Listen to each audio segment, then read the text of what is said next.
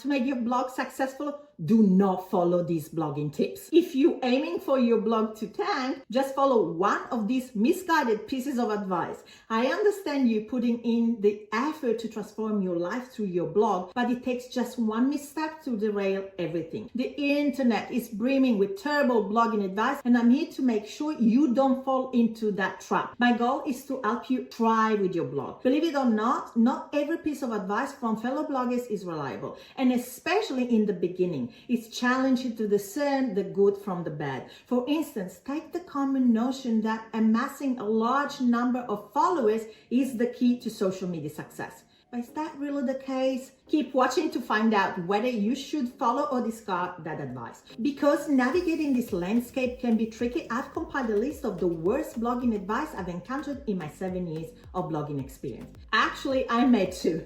Unfortunately, there is so much bad advice out there that one video wasn't enough. I leave the link to the other video in the description box down below. But for now, let's dive into some of the most detrimental advice you might stumble upon online. Curious? Let's dive in.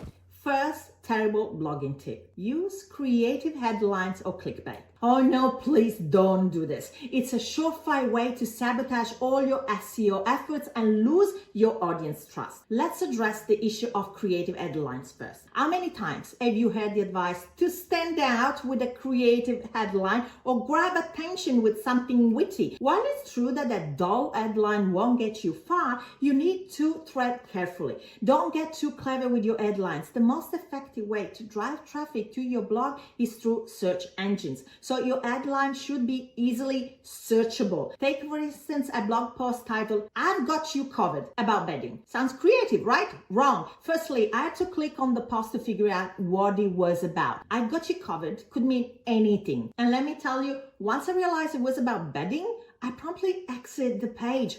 Not great for Google. Secondly, and most importantly, nobody searching for bedding ideas will type in, "I've got you covered." Nobody. So if you want to inject some wit into your headlines, find a balance by incorporating keywords and ensuring the topic of the post is clear. By all means, use curiosity, urgency, and emotion in your headlines, but strike a balance with SEO and provide context. Now, let's address clickbait. Really? Do I need to tell you it's a big no-no? Promising something in your headline that doesn't deliver in your blog post is completely unethical. What's the result? Sure, you might get some clicks initially, but as soon as readers realize they've been duped, they'll bounce back. And let me tell you, bounce rate is a crucial factor for your SEO. Not to mention, you'll quickly lose the trust of your audience. So just don't do it. Seriously, don't. Next bad piece of blogging advice: do not spend money on something you can do yourself. Oh no. This advice is even worse than the relentless hustle mentality we discussed in the previous video. This is precisely why so many blogs fail to thrive.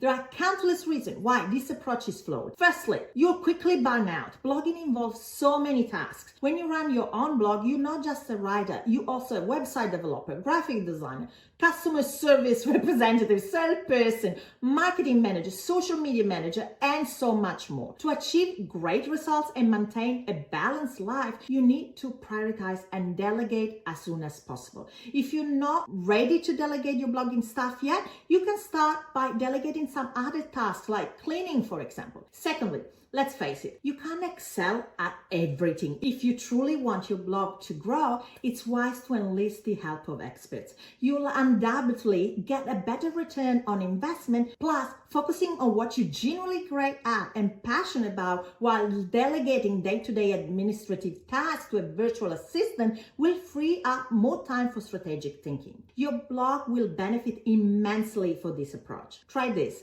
Assign yourself a virtual hourly rate, starting modestly at first and gradually increasing as your skills improve. Anything you can acquire for a price below your hourly rate should be delegated as soon as possible. Understand that starting out, you might not have a great budget or you won't feel ready to get help. That's perfectly fine. It's an opportunity to learn the ins and outs of blogging, identify your strengths, and pinpoint areas with the most significant impact on your blog. But as soon as you're able to reinvest in your blog, prioritize delegating tasks that aren't particularly meaningful or tasks you're not proficient in executing. A helpful tip is to document procedures as you perform tasks, detailing each step and even recording videos of yourself for reference when delegating to others. While it's tempting to try and handle everything initially, there are 2 tasks I strongly recommend delegating from the outset, as any mistake could get you major trouble. Legal protection for your blog, more on this later as I've heard some truly dreadful advice in this area,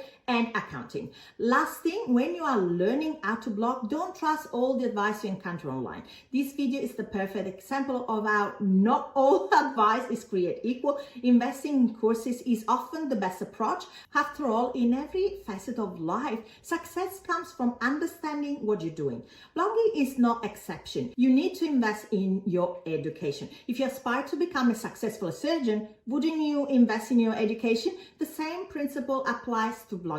Unfortunately, lots of new bloggers waste lots of time surfing the web for free information. Here is the truth. You won't find all the necessary information for free. And even what you do find will likely be fragmented and incomplete. If you're serious about taking your blog to the next level, invest in a course from someone more experienced. You'll achieve better results and have more time to focus on your blog's growth. Before I move on to the next bad piece of advice, if you want to learn more about how to start a blog and make money blogging, then make sure you click the link in my description box below, because I have a free guide that will dive deeper into how to create your own blog and get you started. This guide will walk you through the blueprint I used to start my blog that turned it into a multiple 6-figures business, and comes with in-depth strategies, assignments, and tons of actionable tips so you don't want to miss out. Get it for free at the link in the description box down below. Back to the next piece of misguided blogging advice. Ask everyone to follow you on social media. No.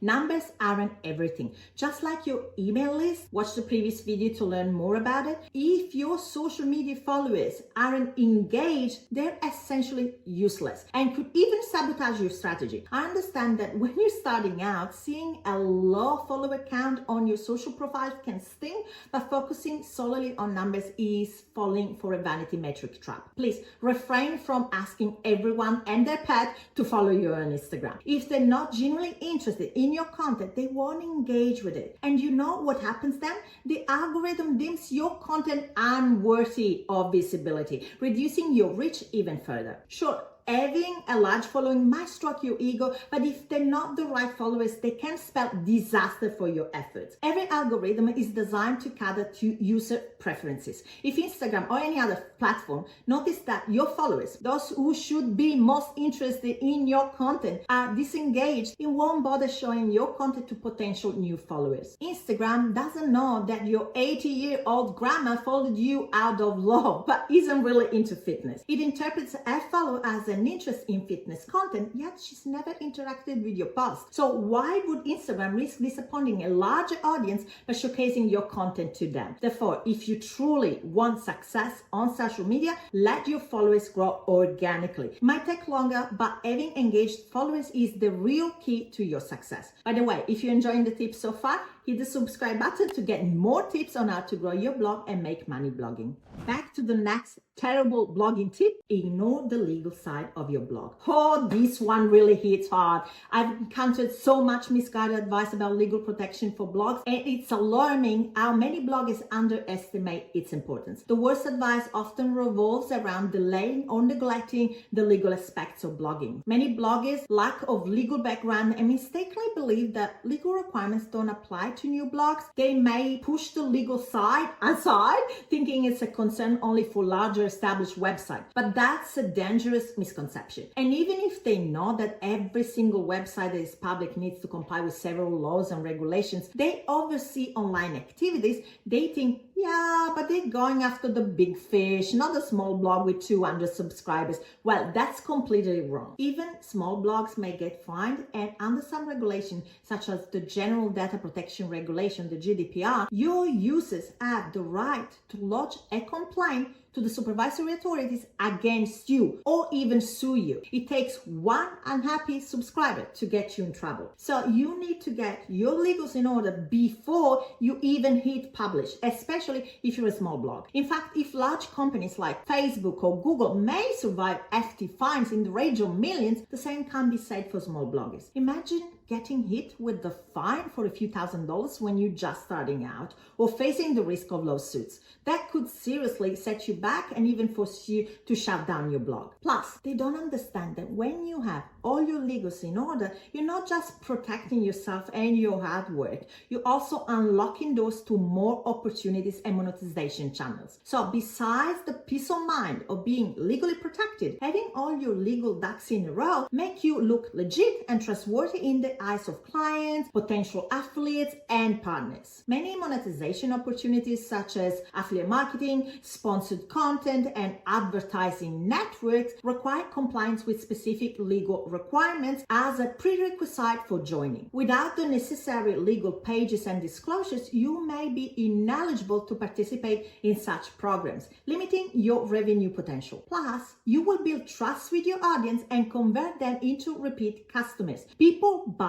from people they trust. When you show your audience that you're transparent with them and respect their rights and privacy, they will trust you and be more likely to buy from you. And as an extra bonus, search engines love websites that are legally compliant. By having your legal pages set up, you're signaling to search engines like Google that you're a trustworthy site. This can boost your rankings, driving more traffic to your blog and giving you even more opportunities to make money blogging. So staying on top of the legal stuff is not just about avoiding trouble, it's about seizing opportunities, building credibility, and taking your blog to the next level. Now, here comes an even worse tip about protecting your blog legally. Use free legal templates and privacy policy generators. As tempting as they may sound, my advice is to steer well clear of free templates or free generators for legal pages. In fact, you should never rely on free templates and generators because they're not complete, they're too generic, they're definitely not comprehensive, and they don't meet all the legal requirements. You won't even know who has drafted these free templates in the first place. Were they drafted by reputable lawyers? Who knows? If there is one thing you don't want to skimp on, is the legal side of blogging, as you must make sure that you and your blog are protected legally. Obviously, it all depends on the level of risk you're willing and comfortable to take, and I know some people may think free templates are fine, but they're fine until they're not. And that's not all. Another really terrible piece of advice is to create your legal pages by getting inspired, or even worse, copying the legal pages from other blogs or websites and suggesting you do the same. Do not, under any circumstances, I repeat, do not do that. This is copyright infringement and you can get sued over this. You have no idea how many people get busted. But that's not the main reason why I discourage this practice. The main reason is that you don't know what legislation applies to them specifically and whether it's the same that applies to you too. So let's say, for example, another blogger from the US uses your legal pages. So for the sake of this example, we will say that this US blogger doesn't need to comply with the GDPR because their blog doesn't meet the requirements for it to apply to their blog. But you in Europe, and the GDPR applies to you, so you have GDPR clauses addressing your visitors from the European Union in your legal pages. Now, by using your legal pages, the US blogger has just unknowingly made the GDPR apply to them. But compliance with the GDPR requires way more than legal pages. So now they're exposing their blog to further risks of fines, complaints, and lawsuits because they're not fully compliant with the GDPR. That's just an example, but this can happen in relation to so many clauses and regulations. Just don't do it. If you do, you're really asking for trouble. So getting all your legals in order is totally worth the effort. And if you want to save time and make sure you meet all the legal requirements, you can get my legal bundle value pack, which comes with legal templates to get all your legal pages done in less than 10 minutes. Click the link in the description box below to check out the legal bundle value pack and get your legal sorted in a matter of minutes. Now, it's evident there is no shortage of of bad blogging advice out there, some of which could potentially harm your blog. If you're determined to start your blog on the right foot, I highly recommend watching this video next, where I provide a comprehensive step-by-step guide on how to start your blog, ensuring you lay a solid foundation for your blogging success. Thanks for watching this video, and I'll see you in the next one. Ciao e a presto!